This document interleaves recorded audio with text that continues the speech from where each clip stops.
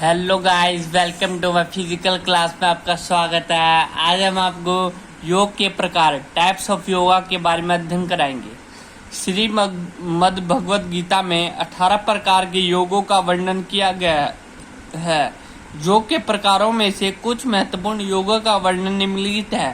पहला है राजयोग। राजयोग का अर्थ है शाही योग या सर्वोत्तम योग। यदि व्यक्ति को इन छिपी हुई संभावित शक्तियों का ज्ञान है तो प्रत्येक व्यक्ति इनका विकास कर सकता है।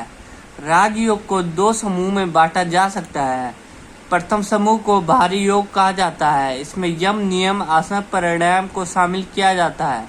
दूसरे समूह को आंतरिक योग कहा जाता है, जिसमें प्रत्याहार, धारणा, ध्यान व समाधि को शामिल किया जाता है। सेकंड है कर्म योग। कर्म योग के मुख्य आयामों में से एक है। योग में पूर्णता की अवस्था को समझने के लिए कर्म योग अति आवश्यक है। कर्म एक प्रकार की क्रिया है जिसको प्रत्येक व्यक्ति चेतन या अचेतन अवस्था में करता है। कर्म वह क्रिया है जो इंद्रियों के द्वारा की जाती है। कर्म योग का लक्ष्य व्यक्ति को ज्ञान की ध्यान मगन अवस्था की ओर अग्रसर करना है।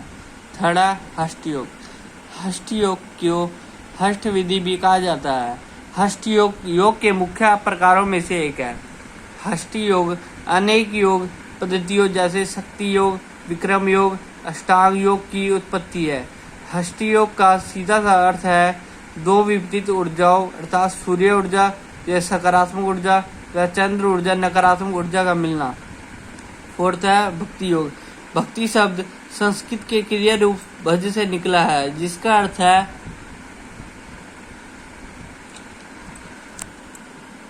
संबंधित होना,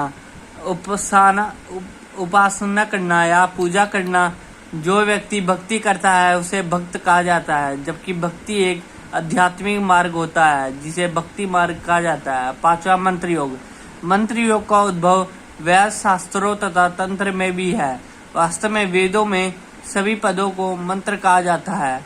यह भी कहा गया है कि जो व्यक्ति वेद मंत्रों का जाप कर सकता है वे केवल इन मंत्रों के जपने से ही उस परम परमेश्वर से जुड़ जाता है तथा मोक्ष की प्राप्ति हो जाती है, जो मंत्र योग का परम लक्ष्य है। छठा है ज्ञान योग।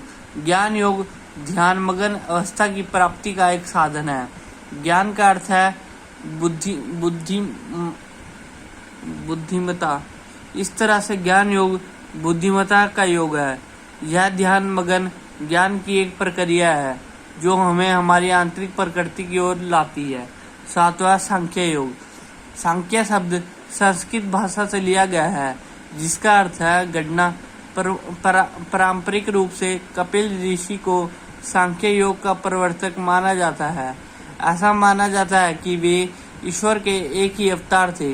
कपिल ऋषि के अनुसार यह संसार 25 तत्वों से मिलकर बना है। ये तत्व पुरुष एवं प्रकृति में विभाजित किए गए हैं। बच्चों, जो आज हमने अध्ययन करा उसको नोट कर लेना। Thank you for watching my video.